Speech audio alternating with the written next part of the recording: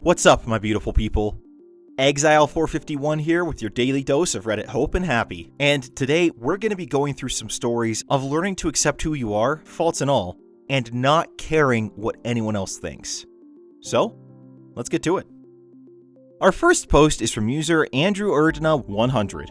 I wasted 13 years of my life caring what other people thought about me. I'm 23 years old, and I say I wasted 13 years of my life because, like all kids, I didn't originally care about what others thought of me, and that all changed roughly around late elementary school / early middle school. I spent almost all of my time caring about my image and trying to behave different ways, like people who I valued or found to be cool. All throughout middle school and high school, I cared so much about what the popular kids thought of me that I would try to dress and act like them, only to be the odd one out and the guy people avoided. I was hurt inside with low self-esteem, but I didn't really understand how to change it. I went to college and found it hard to fit in with the social scene of drinking heavily, partying, and hooking up, so I decided to go against my true self and join a fraternity, which I really didn't fit into, but faked it until I could make it. I went to college and majored in business because in my upper middle class society, that's what was expected. People would have looked at me funny if I said I was going to community college first or going to trade school. My parents paid for my BS degree and I only worked a part-time job my senior year for some savings. I got a job with a company after graduation which didn't interest me deep down because I was trying to impress others with the job I got and how much money I was making, not because it was what I actually liked to do. I lost my job and here I am without one. Even though I currently have no income and often feel lonely, I am much happier than I have ever been. I've taken this time to really reflect on who I am and where I want to go in life. If I could do anything in the world, I would use my savings to go move from Maryland to out west, somewhere like Colorado, Utah, or Montana, and work on a ranch. I have no skills when it comes to living that type of lifestyle, but I would love to spend time learning so I can gain some useful skills in life. I don't give a crap about how much money I make or what anyone I know back home would think, which is major progress in my eyes compared to how I would have been in the past. The toughest thing would be leaving family and true friends behind, but there's a marginal cost for every decision and it would be up to me on whether it would be worth it. Just wanted to share my story for anyone out there like me who's afraid to express their true self and feel like they are living a life to impress others. I am nowhere near being perfect, but can't wait until the day I am completely free. I still find myself analyzing almost everything I say to people and how they react. But I'm getting better at catching myself, as all bad habits have to be broken. Well, OP, first thing I'll say as someone who does live in a Mountain West state, although I'm not going to say which one, idyllic as it might seem to jump into the cowboy ranch type lifestyle, it's a lot of hard work. Trust me, it may look really cool and some people do thoroughly enjoy it, but just know what you're getting yourself into before you make that kind of move. Not knocking the industry or saying anything negative about it, just that it takes a certain type of person to want to live that lifestyle. And if that's you, great. But just know what you're getting into. Regardless though, it sounds like you're taking this job loss as an opportunity to try and see something new. Yeah, it sucks to lose your job and the money that you were making because it sounds like you were doing a decent amount, but at the same time, this has opened up a door for you to try something new and to improve yourself. Most importantly though, you've learned how important it is to just not give a crap about what other people think. Trying to live your life to impress others is ridiculous. I mean, my gosh, you're truly living a lie the whole time and it just kind of sucks. And I know exactly what you mean by that, with trying to do things others expect of you even though it's not what you want to do. Believe me, I lived like that for a good while and it's only been recently that I've started to really just say screw it, I don't care what you people think. That sort of freedom really is liberating and it takes a lot of courage to break away from that. But once you do, oh my gosh, life is suddenly so wonderful. So please keep updating, let people know how this new life of yours that you want to chart out is going, because I really want to hear how things go for you. Thank you so much for sharing the post, and wherever you're at, I do wish you the best. Our next story is from user No Use for Aname888. But first, if you're enjoying the video, make sure to hit that like button and subscribe so you can get more of your daily dose of Reddit Hope and Happy. Also, check out the channel on social media at the Facebook, Twitter, Instagram, and Patreon links in the description below. School teaches you to fear failure. However, failure is part of the process to accomplish anything in life. Let's see how school is run.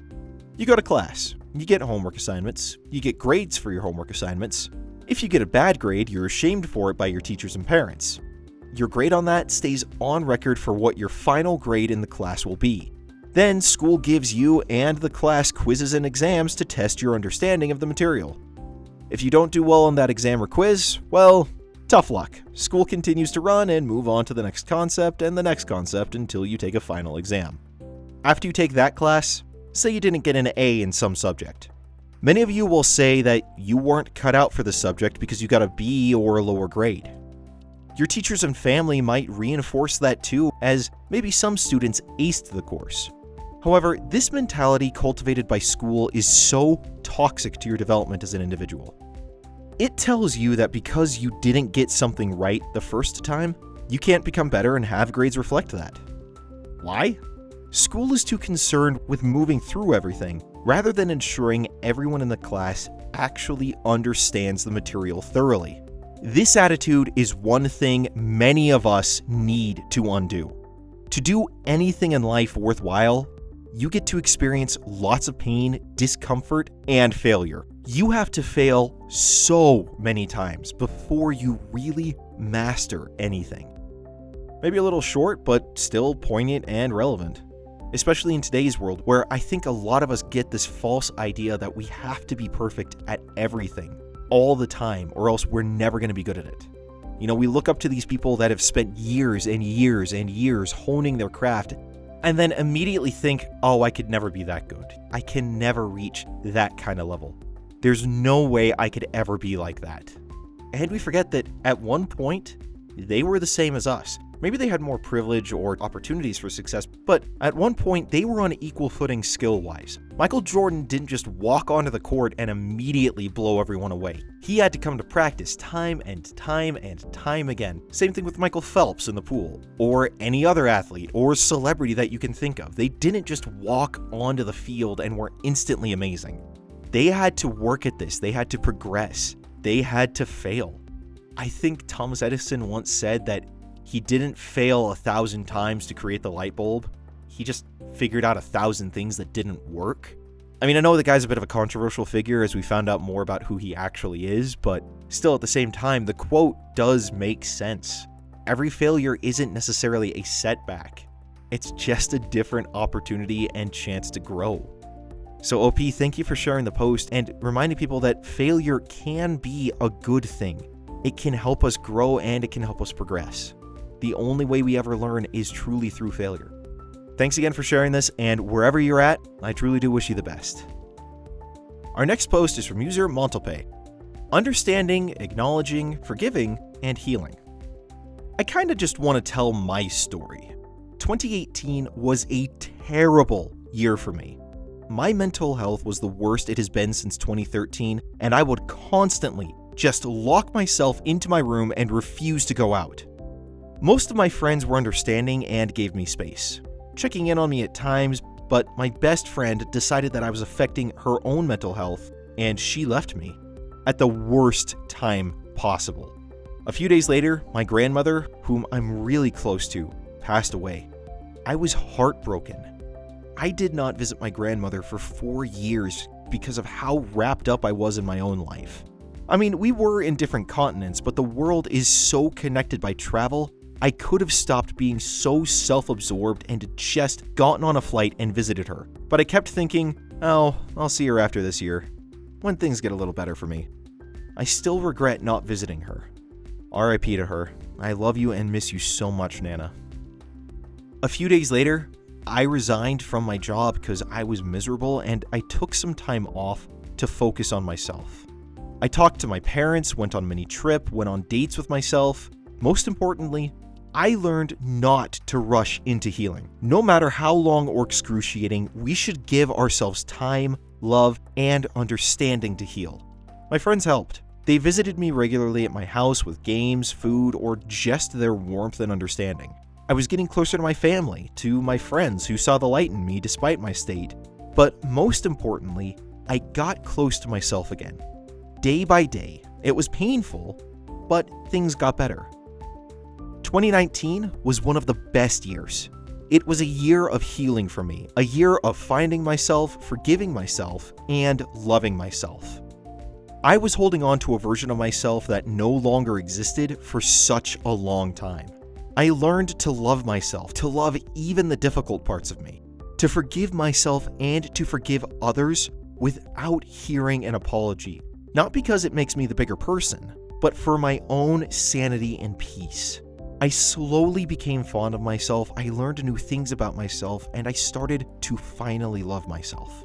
I'm finally learning to be comfortable in my skin, and I'm satisfied with myself as a human, and I'm moving on instead of making excuses for my insecurities. I'm confronting them and forgiving myself. It's been such a journey, but for once in my entire life, I can say I'm happy, I'm content, I'm me. Well, and in the end, I think that's all any of us truly ever want to be, is just ourselves. We all make mistakes. We all do stupid things that we beat ourselves up over for a long time. At least if you're not a sociopathic narcissist, but most people aren't, and they're a whole different case. Learning to love yourself can be one of the hardest things to ever do in your life.